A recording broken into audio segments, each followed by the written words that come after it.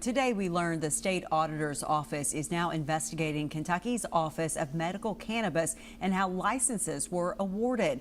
We asked her office about it, but they wouldn't comment. In a release, though, Kentucky Auditor Allison Ball says her office continues to receive complaints about how the Office of Medical Cannabis administered its lottery process. Tonight, WKYT's Madison Carmouche talked to a farmer who says he has been in contact with the state auditor's office about the process's pitfalls.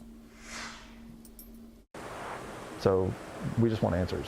For co-founder of Kentucky Farmed, Michael Adair, the medical cannabis industry seemed like the next logical step after growing hemp for several years. So when his investor reached out to him about the Kentucky Office of Medical Cannabis lottery, the process began. We have the space. We have just over 5 acres of greenhouses in Paris, and so they wanted to go for cultivation of medical cannabis.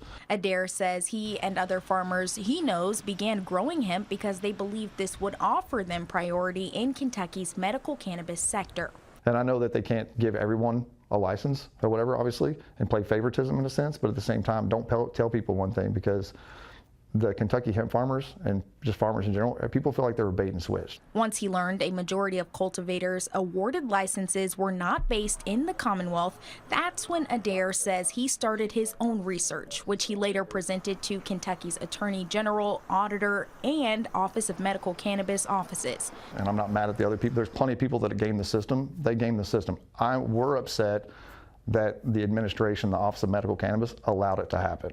Adair says he believes the lack of checks in the lottery system aided in creating businesses that are able to cultivate, process, and own a dispensary. In Lexington, Madison Carmouche, WKYT.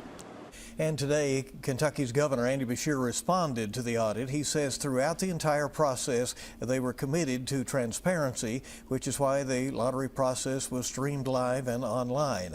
The governor says no one has filed a legal claim challenging Kentucky's medical cannabis laws or the Office of Medical Cannabis's regulations.